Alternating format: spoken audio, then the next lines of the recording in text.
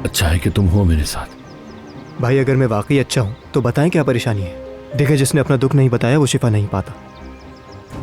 चलें बताइए ना मुझे कि क्या मसला है, मिलकर हल कर लेंगे।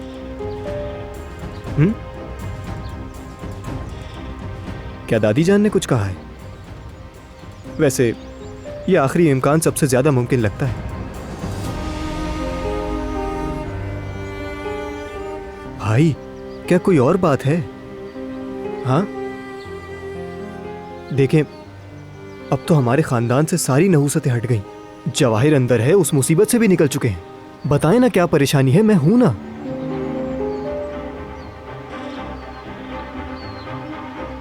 मैं समझ गया, आप बताना नहीं चाहते। चलें कम से कम दिमाग हल्का करने के लिए कुछ कर लेते हैं। हाँ, कब से हमने मैच नहीं खेला।